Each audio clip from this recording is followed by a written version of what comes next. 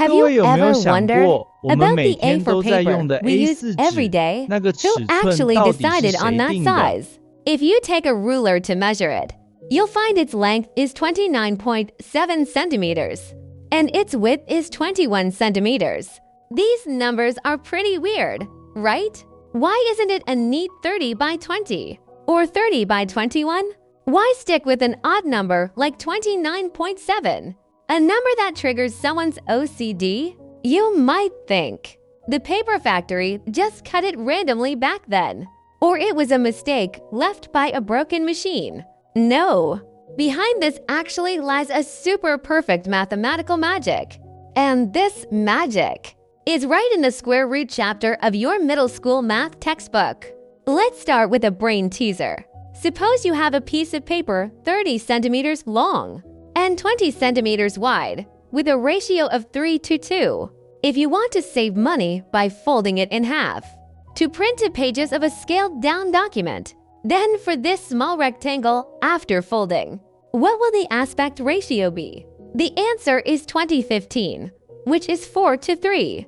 Did you notice the problem? The ratio has changed.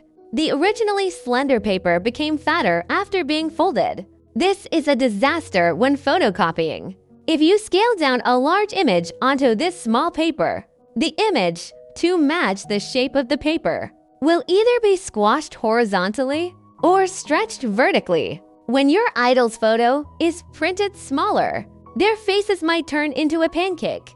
Who could stand that? To ensure that no matter how the paper is folded, the shape stays exactly the same, German mathematicians discovered a magical ratio called $1 sqrt. The square root of 2 is roughly 1.414. The most miraculous thing about this ratio is that when you take a piece of paper with a $1 to sqrt ratio and fold it down the middle, the resulting small rectangle would still have a perfect $1 sqrt aspect ratio. In mathematics, this is called similar figures because the shape remains consistent. When a photocopier scales a document, it only needs to adjust according to the ratio, with no need to worry about distorted patterns or white borders. This is why offices all over the world absolutely love this ratio. Okay, the ratio is settled. But where did the actual centimeter measurements come from? Why isn't A for 14 by 10 or 40 by 28? This starts with the boss of the paper world, AO. When the standards were first set, it was ruled that this super large AO paper must have an area of exactly 1 square meter.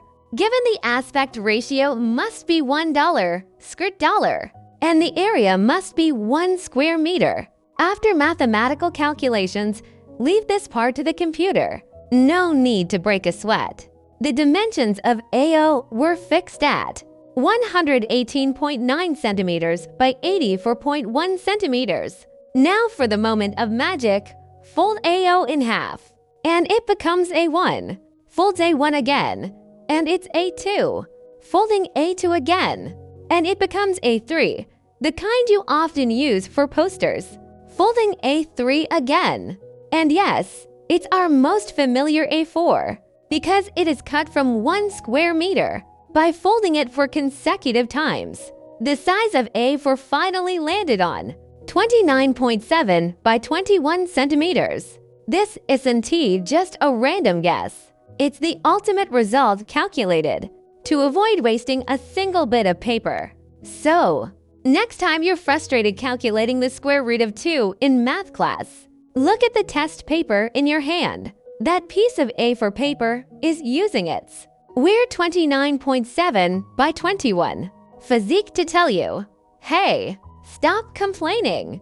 I'm a perfect ratio carefully designed by mathematicians to make your life more convenient. If you found this trivia interesting, remember to share it with that friend who is always driven crazy by math tests. See you next time. Bye-bye.